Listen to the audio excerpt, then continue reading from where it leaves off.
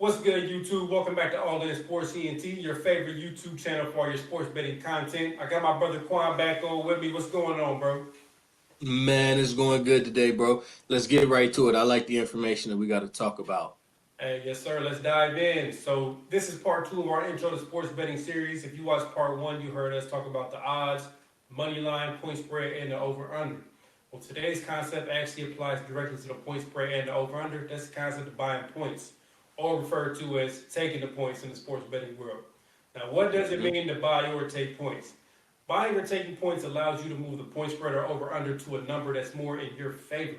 Now, we use MyBookie. On MyBookie, you can buy as many as 3 points. You can buy them in increments of a half up to three. That may vary per the site. I know there are sites out there that cap it at 1.5 point. Just double check on wherever you decide to bet on. But this allows you to adjust that number into something that you prefer. So, for an example, tonight we have the Buffalo Bills playing New England Patriots. The over-under for that game is set at 47 points. Odds are minus 110 on the over and the under. Say you want to take the under because you know New England just doesn't score a lot of points, and if Buffalo gets in control, they may not put up a ton of points either. They may just control the whole tempo of the game. So you might want to take the under 47. But say you just want a little bit of insurance just in case Buffalo decides to just open it up a little bit. You can buy up to 3 points to make this number 50 instead of 47. So this is going to cost you. So like I said, those odds are minus 110. If you buy those 3 points and move it from 47 to 50, the odds are likely going to go up to like minus 170, minus 180.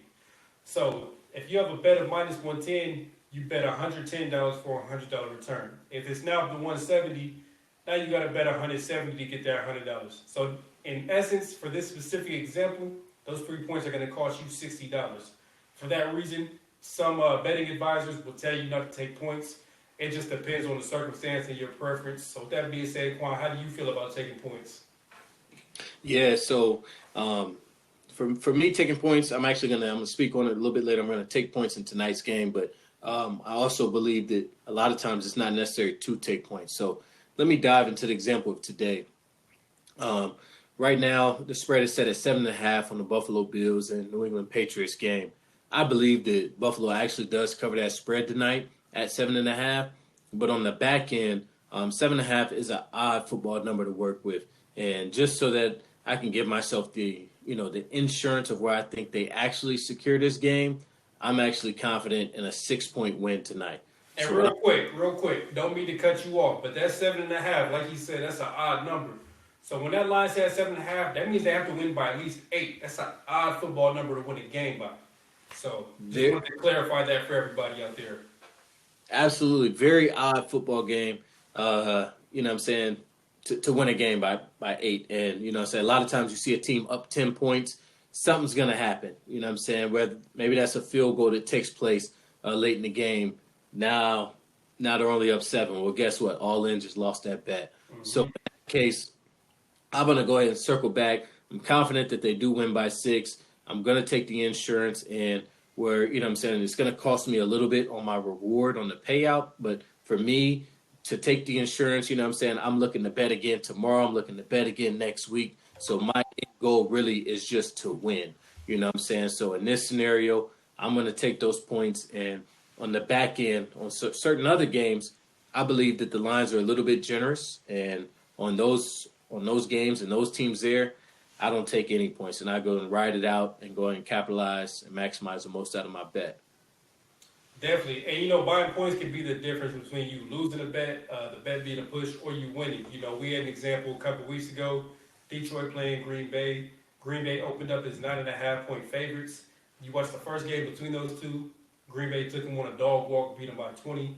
But again, they're divisional rivals. It's hard to beat a team twice, let alone beat a team twice by that amount of points.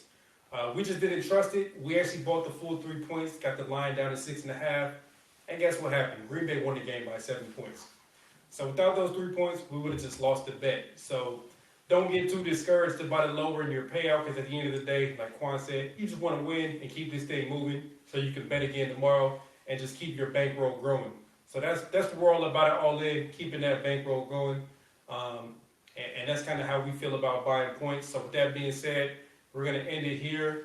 This should give you guys a a good understanding of what buying points is and how much it is going to cost you.